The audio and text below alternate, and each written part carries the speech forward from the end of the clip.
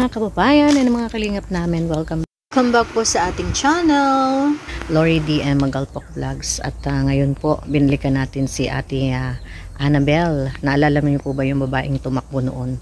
So yung kanyang simpleng hiling na step-in ay naibigay na po natin sa kanya. So ayan, puntahan po natin si Ate Annabel at tingnan natin kung tatanggapin niya ng step-in. Samahan niyo po ako sa araw na to dahil makakausap po natin si Ate Annabel at nagulat ako sa kanyang mga ikinuwento.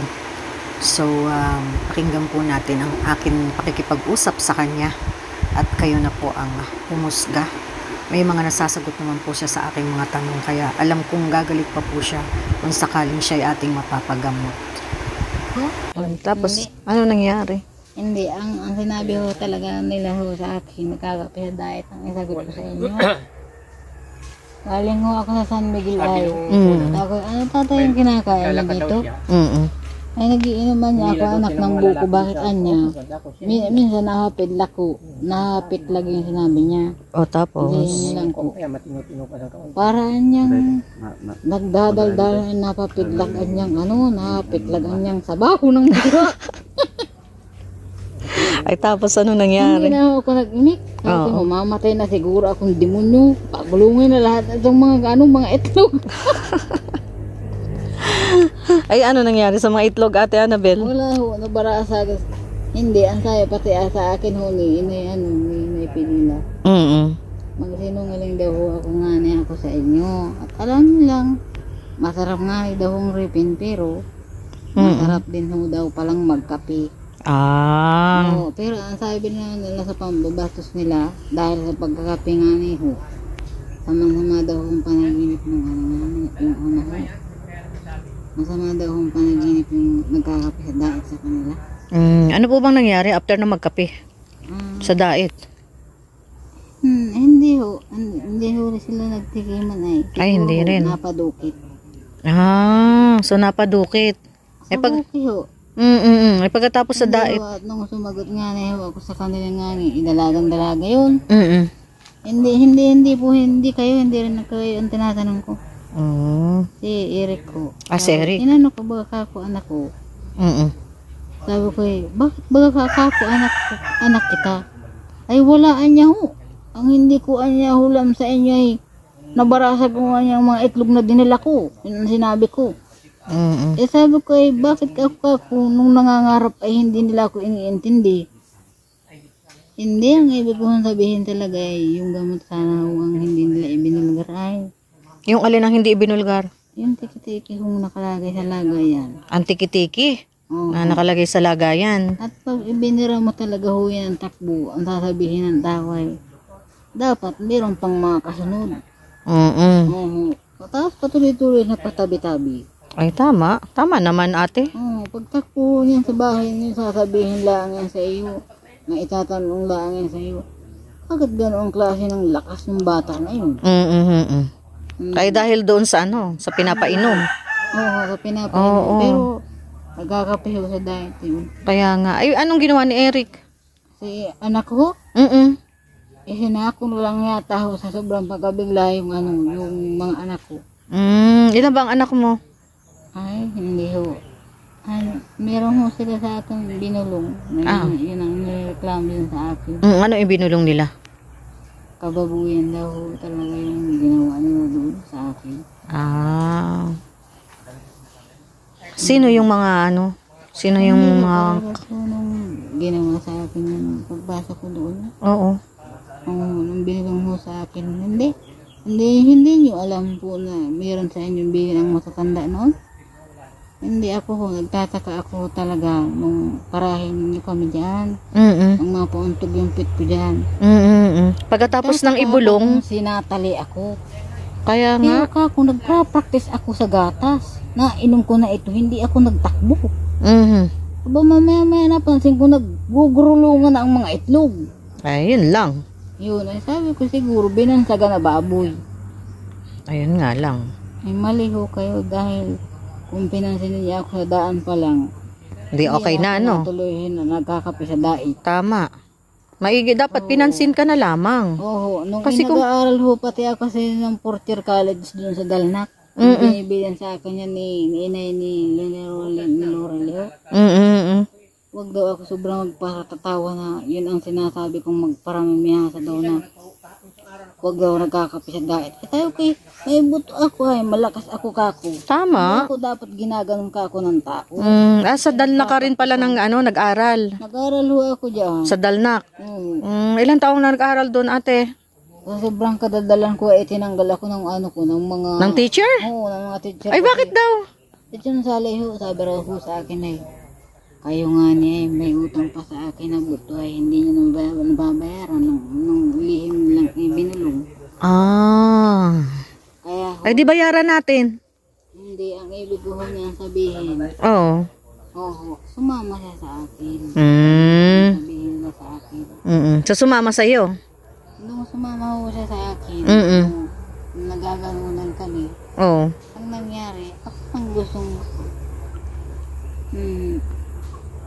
ako po ang gustong asawahin noon. Ako po ang gustong kituin. Kaya sabi ko ho sa kanila, kung may lakas kayo ng loob, ay bubuhin ninyo sa loob. Hindi ninyo tinitipak ako ng ganyan.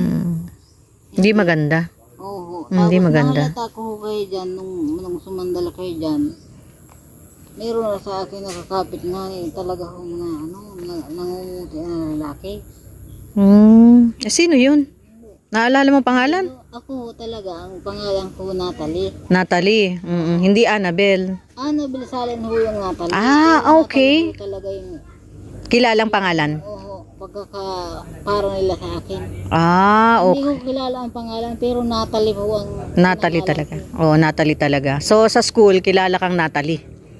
Hindi ako kilala. Ang kilala lang sa akin ng pagkaluki ko, bakit daw may Francopia yung pangalan nila. Ang ibig nyo nilang sabihin, ako magbago. Ay, hindi. Hindi pwede. Hindi. Pwede ho yun. Pwede. Pwede. Pwede pala yun. Hindi ko alam na pwede yun. Pag ako ang magpapakain sa kanila, isasabi kong sa baboy yung pinakain nila sa akin dahil Natalie na ho, actual na sinabi niya sa pangalan ko ay. Yan ang sinabi ho sa akin ng tao. Kaya ayaw kong lumaban sa tao. Ay, hayaan mo na yun, Ate Natalie. Hindi ho. Okay na yun. Ako talaga ho, nung araw na yun, karnihin ako. Ay, mabuti naman at nakaalis ka. Maigit nakaalis ka, okay na yun, Ate Natalie. Kaya kalimutan mo na lang yun. Kalimutan mo na lang yung mga yun. Wala kasing wala kasing mangyayari kapag hindi mo kinalimutan yung mga... Ayaw ko talaga sa inyo magpakasal. Hayaan nyo, hindi naman kayo makakasal. Yan, siguraduhin namin sa inyo, Talaga kong sabihin sa inyo, sana talaga. Nung binibral niya ako, hindi kayo magtanggap ng ng... Mali. Oo. Kamalian. Kamalian sa anak. Kaya ako nag-i-accept. Hindi naman yan maiisip hanggat yung sa huli na lang. Hindi ko mapagsisisihan balang araw. Darating ang panahon na Hindi ho yung totoo. Paiyakin niyo ako, hindi ko kaya alagaan ng tao. Siya, hayaan mo na, Ate Natalie. Ako dyan ni Lolo Alan, hindi ka na ho. Lolo Alan? Sinong Lolo Alan? Hindi ho yung taga-Sipukot po. Taga Sipokot. Hindi ako nagsisisi sa kanila dahil masaya sila ng lihim kausap. Hayaan mo na yun. Magsisi ako sa kanila. Tama, hayaan nyo na yun at tapos na. Ko sila. Tapos na yun, Ate Natalie. Kalimutan mo na lang para hindi mo na iniisip. Bahala ko kayo. Oo. Ay, gano'n na lang, ha? Ayaw ko makipagbati sa tao. Kaya bagang minumura ko yan sa harapan ng tao. Ay, ate, meron kang doon, ha? Merong kape, may noodles. Kumain ka, ha? Oo, yan. May dala kaming bigas. Magsasayang naman si tatay mo, ha? Oo. Ay siya, hayaan mo na. Oo. Ang ganda ng step-in mo, Huwag mo iwawala, ha? Anong kulay itong step-in mo? Ang ganda ng kulay. Kulay blue. Kulay ba? Tingnan mo. Nilalapas ko lang yung esrom na yan.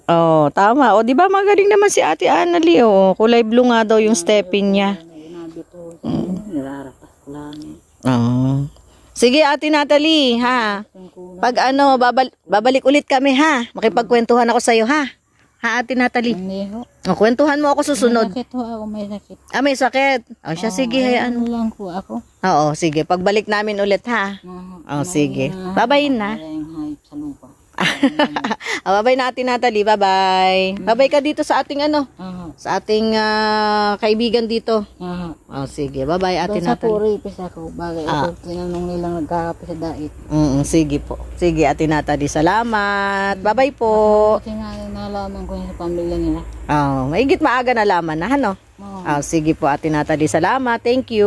Kaya ako ayun mag Pinabinili kay Ate Natalie. Ayan na. Maganda nga yung kulay. Alam niya nga yung color kulay blue. Kulay blue daw yung kanyang step-in. Parang nung unang pumunta kami dito, tatay, hindi pa siya ganyan. Ano po? Hindi yan na rin yun. Pero hindi siya nagsasalita ng parang kinakausap niya yung sarili niya dati, di ba? Oo, hindi yan. Kailan lang po nagsimula? Pag umiabot yan. Pag inaabot siya. O kanina ko ano nga lang, nagagalit yan. Yabayan ko lang naman, hindi naman yan nalalaki. Kaya, hindi mabayang ko magsalita. Opo. Hindi ko minsan, natigil na lang siya. Siguro kasi yun yung mga nangyari sa kanya noon. Naaalala niya lahat. Kasi yung pag-uusap namin kanina, parang tumutugma doon sa sinabi niyo na doon sa pinasukan niya eh. Oo, ayun. Kasi po nababanggit niya na may nagsamantala. So, meron. Tama yung ano ko. Kaya po, siguro kung talagang mapapagamot, sana talaga may makatulong sa atin. Yun ang inaano namin eh. Kasi kung may magsusustento sa atin ng gamot para sa kanya, gagaling po yun eh. Opo, gagaling siya kasi mayroon akong mga tanong na nasasagot naman niya ng tama. Meron talaga. Pero ang napansin ko talaga sa kanya, habang pinapakinggan ko yung kwento, yun yung nangyari sa kanya. Yun yung nangyari talaga sa kanya bago siya nagkaganyan. Sa Makati yung nagawa. Kaya galit na galit doon sa kumbaga. Kung bakit nagalit doon sa... Hindi natin talaga alam kung anong nangyari. Yung doktoran ko ng asawa ko ay kung hindi ay natayos, natingnan sana niya natin niya kung anong ngalan namin. Kaya nga po. Wala na pong nagawa. Pinauwi na rin. Namamasukan naman po yung asawa ko doon sa Manila. Ay hindi niya maasikaso din. Napabayaan na lang. Kaya nga po. Sana nga may maka sa ating mga upload.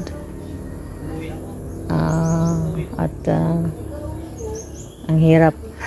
Ang hirap na makikita siyang ganyan. Ang papalit. Bihirang maligo yan. Kaya nagkakamot-kamot na siya eh. Kaya sabi ko, maligo ka na kuha.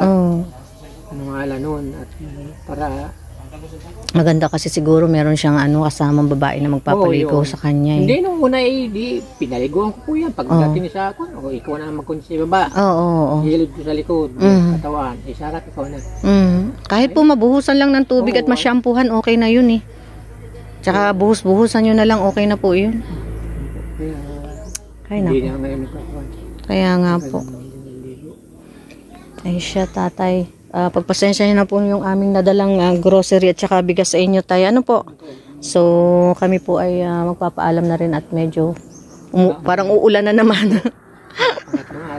Opo, parang maigi pa dito umuulan. Doon sa hindi naman po naulan. Sa Labo. Opo, napakadalang po ng ulan doon. Kaya sabi ko nga po rito at mabutit umuulan-ulan para malamig. Para malamig-lamig ang panahon. Tayo, idagdag nyo po sa inyong pang ulam-ulam, no? Pang ulam po ninyo. Sige po, tatay. Salamat po ng marami. Kami po ipaalis na, Thank you po. Salamat, tatay. Salamat po. Salamat po muli sa pagsama sa ating video for today, yung ating interview kay Ate Natalie. Nakalungkot pong isipin, no? Kasi nung unang pinuntahan namin siya ay hindi pa naman siya ganyan na kinakausap niya na yung sarili niya. So nakakalungkot pong isipin na sabi ni tatay, lumalala po talaga ang kanyang sakit kasi nga hindi naman nila nasusustentuhan ng gamot. So ayan, sana po ay may makapanood ng ating video na ito na pakikipag-usap natin kay Ate Natalie Natalie ang sinasabi niya, pero Annabel siya. So nakakalungkot yung ating pakikipag-usap sa kanya kasi dati tahimik lang siya nung unang pinuntahan natin. Pero ngayon sabi nga ni tatay, kinakausap niya na yung sarili niya. At nakita nyo naman po sa usapan namin kanina. So hanggang dito na lang po ang ating video for today. Marami pong salamat sa lahat na makakapanood ng video na ito. Goodbye po sa ating lahat and God bless us all po.